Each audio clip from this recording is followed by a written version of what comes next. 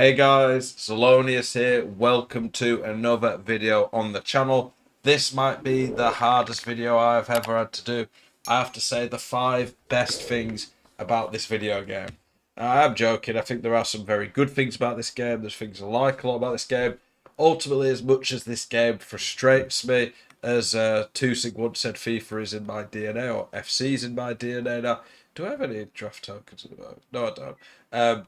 Ultimately, this game, yeah, is infuriating at times, but there is a lot that I like about this year's game. I've played a lot of games on it, so clearly I'm enjoying it more than some previous years. So the first one we're going to talk about, and by the way, you'll probably laugh at this, but there's no gameplay things in this video. It's all going to be menu based.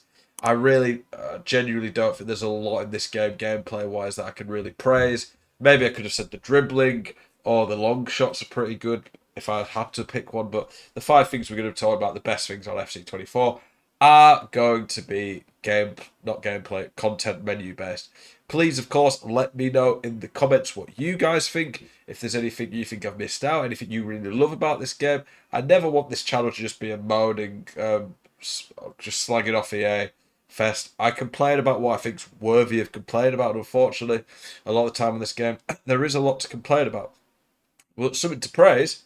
The SBCs that came out today, very, very good value. So make sure you get on those. The Road to the Knockout and the 85 plus. First thing I'm talking about there is icons. Icons this year are massively improved.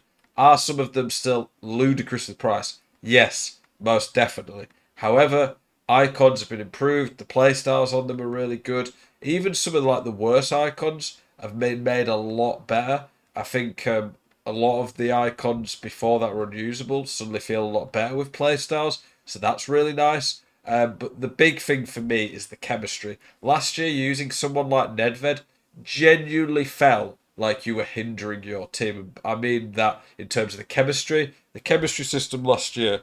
If you sick to death of getting out teamed on FC24, want that God squad you've always been dreaming of, check out iggm.com today, the best and most reliable place to get coins for your ultimate team.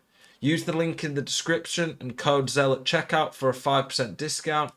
Check out iggm.com today. If you had Nedved in your team, he didn't link to anyone. Sure, he got free chem, but he was not offering anything in terms of chemistry. Whereas now, the nation chem from icons, that's pretty nice. But giving +1 to every league, that is huge. That's made icons valuable, as they should be. And it means you can use a lot more in your team. So I really like that. Really big improvement from EA on icons. Icons for me are one of my favourite parts of the game. Not everyone likes them, but I really like them personally, so I'm really glad to see that they've made icons a lot better. The second thing, and I kind of said the opposite of this in the worst things, and hear me out on this. The second thing that I really like on this game is how cheap some really good cards are. One of the problems with how cheap some really good cars are makes the game bad in some ways is that it takes so many of these cards. So I said you'd have to pack like I think how many was it? 10. I think it was like 200 sons or something, maybe 250 sons to be able to afford R9. That's obviously a big issue, but it's easier than ever before to have a really good team. I've put maybe 36k points on this team, and honestly, I've barely packed a thing from the points I've put on. I've had some decent pack luck, but I've just grinded the game, and I've got a really good team, and I've not spent a crazy amount compared to a lot of people.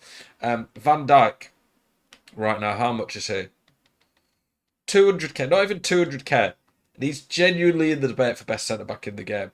That is crazy. Llorente's Evo, really good value. Evo is something that I could have mentioned as one of the best things, and maybe it will become, but I still don't think it's as good as a lot of people make out. It doesn't excite me that much personally, but you guys, I don't know, maybe you really like Evos. But honestly, to get a really good team this year, pretty cheap. Blanc, with all the fodder you get, I managed to do him for free. He's top tier. Bon Matty, if we look at her price, 170. She's probably like going to be under 170, like 165. She's crazy. Patelas is arguably the best ever gold midfielder we've seen on FIFA. She's 5'5". I can't even think of a really good 5'5" midfielder we've had early on in the game. She's quick. She's got an insane shot. Her passing's insane. She's 90 plus on 3 of the base stats. and she really suits this game. She's got good play styles. Yeah, it's just very affordable this year to get a good team. But the opposite goes for one of the worst things to get the best players. It's near impossible. Number 3, I kind of mentioned it a bit with icons. Play styles. Play styles is one of my favourite things they have ever added to the series. I feel like it's made a lot more players feel usable, which is huge in itself. But on top of that, it's made players feel like they play a lot more like they should have in real life. Maybe not hitting 40-yard finesses, but someone like De Bruyne, if we look at his card, let's get De Bruyne. De Bruyne's gold card. If he had no of the play styles, it would be decent, but it wouldn't be that good. But when you add that, he's got all the passing play styles basically. He's got Trivella, which helps with passing. De Bruyne can do everything basically passing wise.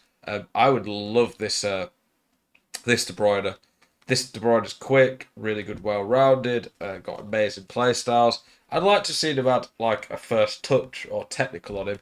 But yeah, I absolutely love the play styles and what they've done with him this year. Let's have a look how much this De Bruyne is out of interest at this point in the game. This is a bug, by the way, that's really annoying. That it just moves it around. I've seen it before with what you call chem styles, where you can't even see it on the screen. He's about 1 million coins. Shame, a bit expensive for what he is. But yeah, like I said, I really like play styles. I think they've made the game feel a lot more fun. I feel they've made that's probably the best thing about the gameplay. I feel like they've also just made cards a lot more usable. It's the meta this year. I don't think there is a big meta. I think there's a lot more top tier cards, and I see a lot more variety of cards that people use, which is really good. Season rewards. That is number 4. Season rewards. I don't think this season's been quite as good. I think that first season was better, but this is a short season, to be fair. The packs, pretty good. You can get a lot of fodder from it. Honestly, as well, these cards, fairly usable. I don't think this card's amazing, but at least it's a decent impact sub. Alex Iwobi, by the way, would get in a lot of people's teams. Decent skill moves. The weak foot's not great, but he's tall. He's actually fairly good on the ball.